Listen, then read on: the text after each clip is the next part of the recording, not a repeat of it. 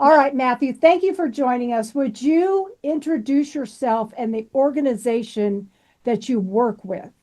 Yes. So my name is Matthew Vorderstrasse, and I am the executive director of the North Bend City Coos Curry Housing Authorities. So we're over here on Oregon's south coast, from Coos County down to the California border. Oh, yay. Okay. All right. So, um, what challenges did you guys see that led you to pursue this approach to homelessness? Well, How long have you been around? I've been around for, I've been doing this work for about 2 decades, between behavioral health to working in higher education to working community action to working in housing and shelter. Oh, And you've so seen I, it all. and so I kind of have a really weird combination of experiences Yeah. where I understand the addiction side of it. I understand with my own lived experience, I understand the addiction side of it. Mhm. I understand the mental health side of it with lived experience and having worked in those systems. And so, as we are now kind of at this point in my career, I just turned 40, and everything is kind of culminating into building a system where we build housing as infrastructure. And so it means, instead of working on islands where behavioral health is over here and housing is over here, that how do we make sure that we're connecting each other so that when we're building housing, we're thinking of each other in mind? Mhm. Um, do our behavioral health providers have homeless clients, for example, that they need set asides for? Could we do permanent supportive housing? And finding ways to create those creative partnerships. That way, we bring in providers, but then housing becomes an infrastructure point, especially for rural communities, because Yeah. oftentimes rural communities we have geographic distance that we get hit with, where it's not it's not all the services are separated by miles and miles apart. And so the way that we have to work together is to bring the providers around the same table so that we understand that these are the gaps, Mhm. these are the lanes that we already play in, and this is what we have to do to be able to fill these gaps and do the warm handoffs. But we need to make sure that we're all pushing the ball in the same direction with the finite resources that we have. So you are not, it's not one organization providing this. There's a group of you. So maybe somebody's doing the emergency shelter, somebody's doing transitional, somebody's doing supportive housing, somebody's doing permanent, somebody's doing, is that what you're Exactly. saying? And is that the Spark? I read this, what is Spark? Is that what Spark is? What does That that is what stand Spark for? is. Spark stands for service providers and regional connections. And it aims to align everything from emergency shelter to affordable housing, and then affordable housing all the way to home ownership. And so, for example, as a community, we want to be able to say that when we bring in funding to build the emergency shelter, that we don't want to stop there. We also want to bring in the money to bring in the affordable housing so that we have exits for those shelters and for those Mhm. shelter beds in Yeah. mind. And then at the same time, we don't want to stop at just building affordable housing. We want market rate. We want affordable home ownership. Mhm. So we have also worked with our partners in the community, specifically Stephanie Hadley, who is the executive director of Southern Oregon Coast Regional Housing, who you should definitely also interview. Okay. Yeah, that would be fun. She, they are the actual backbone organization for what Spark is now. Okay. Um, and so they are helping admin it, but at the same time, they're also have a community land trust. And so Oh. as we build affordable housing, we're Mhm. also utilizing that land trust to build affordable home ownership so that we create Mhm. an additional rung for people to be able to have upward mobility. And Right. ultimately, the goal is to create a system that upward mobility is possible and that the path to home ownership is obtainable. It's so Yeah. awesome to know that what you're doing is exactly what we're doing. And we have never talked to each other. You're on the coast, we're in the middle of the United States. It's amazing Mhm. that we all kind of came to this Yeah. conclusion kind of all at Oh, the same time, right? That you guys figured absolutely. out. I mean, we were seeing shelter systems where people were just there. That was their only opportunity was to just be in Mhm. that shelter Yeah. bed. And when we put our shelter together, we're like, wait a minute, this is not the answer. We have to figure something else out. So that is so cool to hear Absolutely. this story for people across the United States. And even we have a lot of listeners from overseas, the Mhm. fact that Yeah. you this can be done anywhere and that we're Mhm. all coming to the same conclusion. So I'm sorry I interrupted, but it's just so exciting to me to see all these different groups now coming all to the same conclusion without talking to each other. Like Yeah. Yeah. we met on LinkedIn, which was so fun for me. I was like, I've never met anybody on LinkedIn and then interviewed them. So how fun is that? I know, right? Okay, No, so that's amazing. so Yeah. one thing that we have kind of seen is in trying to bring together people to work together about this, people are stepping on each other. They're trying to come in and take over. They don't, it's not collaboration. hmm And so how did you build trust and collaboration among the partners that are in your group? Well, in many cases, that came in layers. So we've had to have trust built with leadership. We've also had to have trust built with frontline staff. And in many cases, my wife and I actually display this. I'm the executive director of the Housing Authority. She's the director of homeless outreach. Oh, And so, Okay. that's interesting. in many cases, what we've had to do is just make sure that every group is working together. And understanding that territorialism is going to happen, because one of the other things that we've done with Spark over here in Oregon is in the South Coast in particular is it is now the regional shelter coordinator. So it is distributing funds out to the providers. And so we're going through the process right now of a lot of uncomfortability as people do the request for qualifications. We're trying to get the awards out the door, but it's unclear on what exactly the funding picture looks like now. And so it creates trust. It creates organizations where they try to go over and do another organization's lane so that they can grab more of those resources. And what we do is we hold a regional roundtable every month where we bring all the providers together and we have those conversations and we have those honest talks of we see these things happening. We notice them happening. This is how it feels when they're happening. And remember, it's one team, one dream, and we have to continue to continue doing those meetings, because we're doing it as a region, but then at the same time, we're all individual communities coming together to be able to do it as a region. And so we do those as a way to bring us back to the mission, because we still have to go back to make sure that our doors stay open and that the services that we're doing keep going. And so it's really it's the communication that becomes the key. And it is the format of the way that we do the organizational roundtables, where we always start it with what the purpose is, where we're at. And then we also take time to focus on where are the gaps and what are we doing to fill those gaps. So it's interesting for us because I'm listening and trying to pull this apart to figure out exactly when you say providers, are you talking about people who do similar work that you're doing, or are you talking about, so for us, for instance, we have partnerships with mental health, we have partnerships with the health department and different groups. Is that what you're saying? Are you saying these are different providers, or is it everybody? Who exactly is part of this group that's it's kind of a both this? and. So we do have a shelter subgroup where they meet specifically just to talk about shelter stuff. But the round table is where we bring in the entire housing continuum.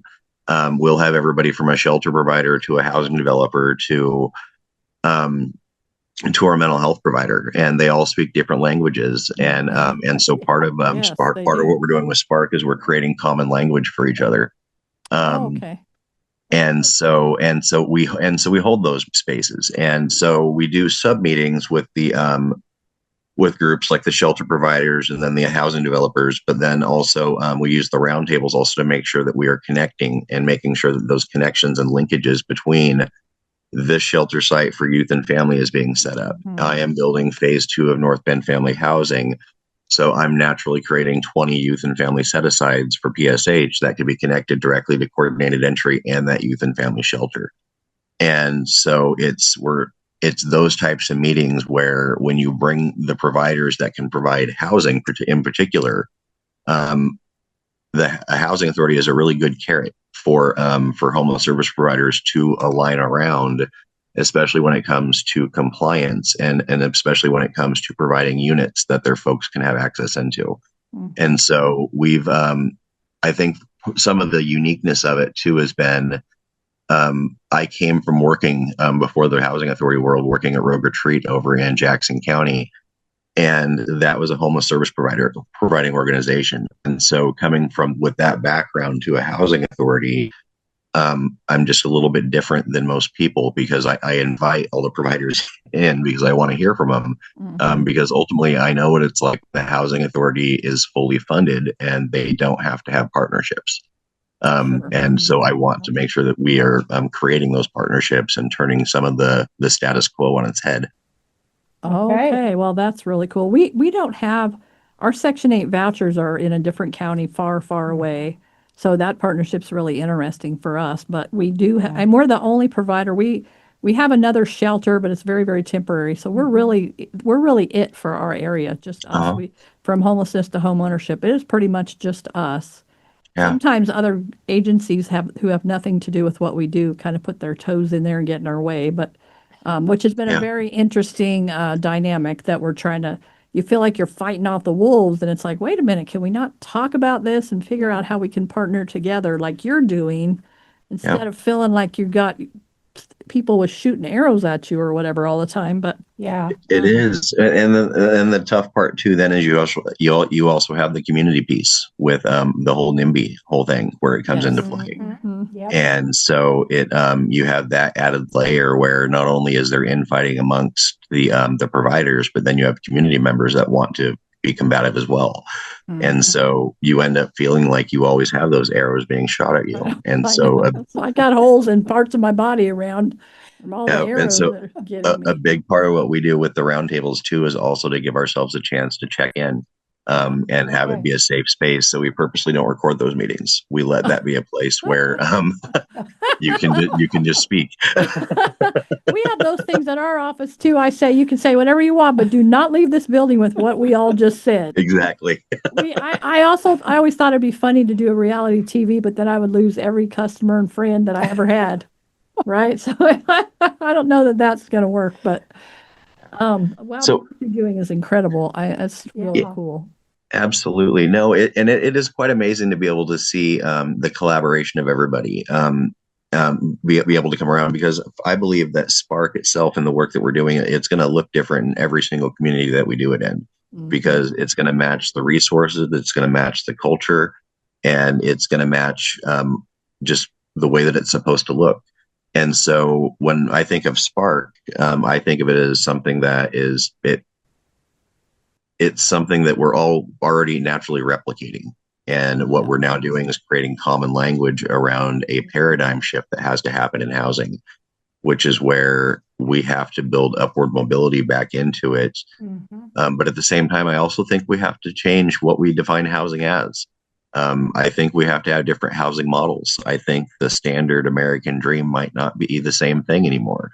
And I think, like, for example, when I worked over in Jackson County, we had two colleges from California come up and tour one of our tiny house villages, is because they had so many homeless students. They were trying to see if that would be a dormitory style approach that could work. And that was unique to hear, because then I was thinking that's definitely an out of the box alternative approach. Yeah. And I think that we're coming to a place where housing is becoming so personal for so many people that the willingness to actually begin fixing a broken system is starting to form. So do you feel we had a college, and we have two colleges in our town in McPherson, and we had the president of one of them and a few other folks that work with him come and look at our little houses, our cottages, to see if that was something they thought they could build on a reasonable amount of money to house students. So yeah, it's very interesting when people that you don't anticipate being interested in what you're doing ask to come see. So what does it mean, or how do you help a person move from crisis into long-term housing stability? What does that look like for you guys? Well, in many cases, it starts at outreach. So it starts with developing that relationship with the person through outreach, through meeting basic needs, doing clothing, doing food, acting as a resource broker in many cases, and helping them sign up for the programs. A big thing of what we're doing now is because we have permanent supportive housing coming online, is making sure that our homeless service providers are doing coordinated entry. And so that's become a big part of that triage, is when somebody is literally homeless, we try to understand that they're in crisis, triage around that crisis. But then once we get them on coordinated entry, can we get them into a shelter bed? And once they're in that shelter bed, and was one of the things we did in Jackson County, was our organization was kind of a self-contained continuum up to a certain point, but you would get somebody off the streets and stabilize them, and then you could progress them to that next level. And so for us, what we try to do is you can't put time limits on how long it's going to take for somebody to be ready, but we want to make sure that when somebody is met at the street, that we can meet their needs, but then from there get them on a coordinated entry so that we can pull them into shelter or pull them into transitional housing so that we can de-escalate the crisis. And that's the big part of it, is the de-escalating the crisis is understanding that where am I going to sleep that night? Where am I going to eat that night? And when you begin to answer those questions and people don't have to focus on those, they can start focusing on, okay, I can work on my hygiene. I can work on my resume. I can work on going out and getting a job. And so amazing things happen when we're able to de-escalate people. And so what I have found works for me at other organizations and other stops that I've had has been being able to kind of almost like a conveyor belt, you stabilize people through stages and you move them forward. And then at each level, the level of their responsibility increases. So like in Jackson County, what we used to do was at Hope Village was we started with a trust. A client would pay a program fee, but then after 90 days, that program fee would increase, but we would create a trust to create a savings for that client for when they transitioned out. Oh, okay. What that did was that created a sense of urgency once it got to like the program fee being increased 3 times, because we had stopped there and it only increased so much because it was a tiny house. So we definitely capped it. Yeah. But the goal was to get them thinking, okay, I can afford this. I can afford an apartment. I can afford to rent a room. And it would challenge people's notions of what they were actually capable of doing. And so what we found was that was a way to help create some urgency to help move people forward. And also through that, because we'd also do inspections, training people how to be good tenants. Yeah. One of the things that we learned was that we couldn't assume that our tenants understood what it meant to be a good tenant. And so when we would do housing inspections, we would talk about changing filters. We would talk about just the different basic maintenance things that have to happen, so that one day not only could you be the best tenant, but could you be a good homeowner too. Yeah. Okay. So do you have individual tiny houses for your folks in the shelter to stay in? So currently, we have that lax capacity. We have about 26 pallet shelters that we utilize for Coal Bank Village. Okay. What's a pallet shelter? Just for A anybody pallet listening? shelter is actually it's like a tiny house, but it's made out of composite plastic, and so the cost effectiveness is much lower. You can buy them. They're a company based out of Seattle called Pallet. And so they come in various sizes, but these ones are 8x10. So they're basically like a bedroom size. And then they have a shared bathroom facility and shower facilities that people use. Okay. And so we have Coal Bank Village, but what we're really missing is a year-round congregate shelter. And ideally, what we would want to be able to create is a system where we have a congregate shelter, tiny house villages, and then transitional housing and those types of things at the beginning of the continuum. So we're also. I'm curious as to how many people you typically have in that shelter. How many people? It's always at capacity. Which is what? That one would be 26. So 26 people. Okay. Yeah, unless there were some couples in there. Okay. I'm just curious how big what that looked like. Yeah. Yeah, it can it can be tough, because once you also get people in a village, you have personalities to manage too. So also when you end up with turnover and people moving on and a new unit being filled, you have to oftentimes realize that for the first couple of weeks, that person might be de-escalating out of crisis. And so it might take a little bit for them to get from crisis mode to community mode.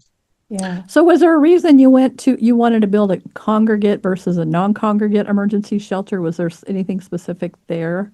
Was it just cost or what More was than that? anything, it's cost. I've Okay. been involved in some hotel conversions, and every time you do a conversion of a hotel for like over here we call them turnkey hmm developments. hmm Um, and during COVID, there was really a push to move away from congregate shelters and move more towards motel conversions. hmm We actually pushed back on that and didn't shut down our shelter because where would they have gone? Sure, Um, sure. and so what we did was we actually created partitions between the beds Oh, and cool. just we complied that way. hmm Um, but the reason why I tend to land towards congregate is one, you can do it more cost effective. It'll ultimately you could do a 60 bed shelter in a warehouse type setting versus and you can do it for much cheaper. But at the same time, the hard part with turnkeys is the supportive services really you need to make sure are the secret sauce of your program. hmm At a congregate shelter, especially with people coming directly off the street, you can still have eyes on what they're doing. You can still see what people are doing. When you put people into a turnkey and they can immediately isolate, you end up with the issues that come with that, where you end up with people using in their rooms, you end up with those types of things happening. And so you have trade offs that come with each of them. Sure.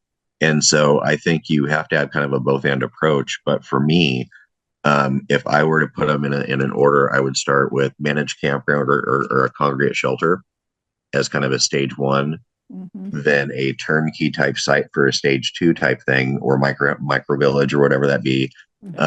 and kind of build a continuum that way. That way, you can stabilize people and hopefully start addressing the barriers that led them to you in the first place. Yeah. But then also, each level then can that person can be a little bit more stable, and so it can become easier to manage. So you're a very low barrier shelter is what you're saying. I mean, they can come in We at tend to any be, stage. Yeah. Yeah, that's a yeah, little different. Ours is not, we're not really a low barrier shelter. We have kids in our shelter, so we're extremely careful about who can be there, not be there. yeah, And we have lots of rules and everything, but I mean, we really yeah, don't have a low barrier shelter here at all, Mm-mm. I don't think. No, I don't think so either. right. But we also probably don't have the amount of people. Do you have a lot of camping going on where you We live? do Have you actually. seen that? For a rural area, we actually have quite a few unsheltered, at least 300 unsheltered homeless in Oh, Coos County by wow. themselves, and they camp. They definitely camp, and because we're on a coastal area, we have a lot of marshland, a lot of swampland, a lot of places where people can just kind of hide. hmm And so we have people that are in town that are very visible. Those are the ones that people tend to complain about. But then the real ones that people can't get to during point in time counts, they're hidden. And they're hidden for a reason. I work also with Del Norte County, Del Norte Mission Possible down in California. They're also a coastal community, and part of what they have to deal with is habitat restoration. Because as they are building programs and moving encampments out, they're having to go in and clean up and making sure that they're restoring the environment back to what it was. Oh, And that's so it's Okay. it yeah, it definitely we definitely have a lot of marshlands to hide in, and it can cause some problems. But I imagine you guys probably have different issues being in the middle of the country.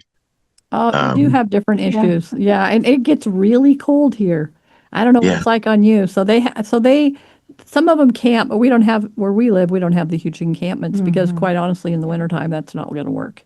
Yeah. You right. know, you're going to freeze, and I mean, Mhm. it doesn't work. We find a few people that hmm tenting, Uh, but a lot of the folks that we focus on helping, which we're kind of broadening our horizons a little bit, hmm but we've been doing this work Oh, since 2008, mhm. and we have always focused on families with kids because we feel like you have to stop the trauma that the kids are experiencing mm, and get that family stable. And so now that we have the non-congregate shelter, we have 10 two-bedroom homes where we can take an individual or a family with children and immediately get you housed.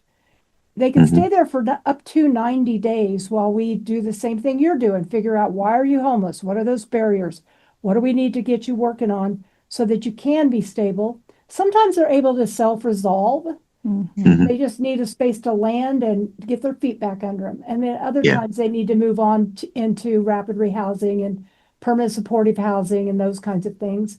So I want to ask a question. So we got to wrap this up I pretty know. quick. So what advice would you give a county, a city, and a region if they wanted to do something similar to what you're doing there? Mhm. What advice would you say? What advice would you give those people?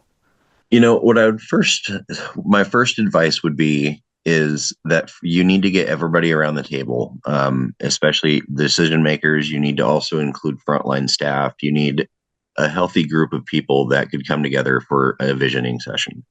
And you need to paint this vision for where you guys can collectively go.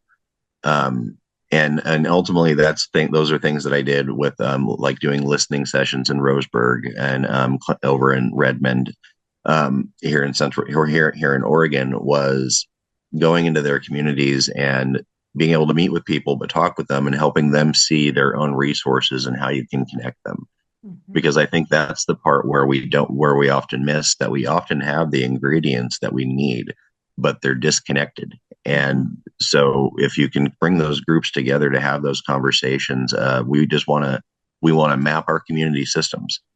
That's a good word. Yeah. Mapping. Absolutely. And then you can start having kind of those honest conversations of, this is where people are getting stuck, or this is where people are falling through. Right. What can we do to fix this so that it doesn't keep happening? And I would say that would be my first set of advice, would be having that meeting and maybe bringing in somebody to facilitate it for you. That way it's a third party that doesn't have an emotional tie to the locality of what you guys are going through. Yeah, right. That is a great advice. So, have you seen this model, that what you're doing? Have you seen? Because I saw it, like I said, I saw him on LinkedIn. I was like, oh my gosh, that's what we're doing. This is the coolest thing. Now, he explained it better than we do sometimes, and he had these really cool diagrams. Yeah. But do you see that people are taking what you're doing and running with it? Are you seeing that anywhere at all across the country? Because A little bit. Right now, what I'm seeing more is interest. And right now, honestly, like my colleagues here in the South Coast would be terrified if they knew I was doing this right now, just because. We won't tell them. Just because I tend to market a lot of what we're doing, but I do it because I'm excited for it. Yeah. But I think that what's unique about it is it's already stuff that people are doing, but it's like taking a continuum of care, but giving it a shot of steroids to where it gets back to what continuum of cares were meant to do, which was to align the entire continuum. But we get so focused on the crisis that it's hard to get it out of it.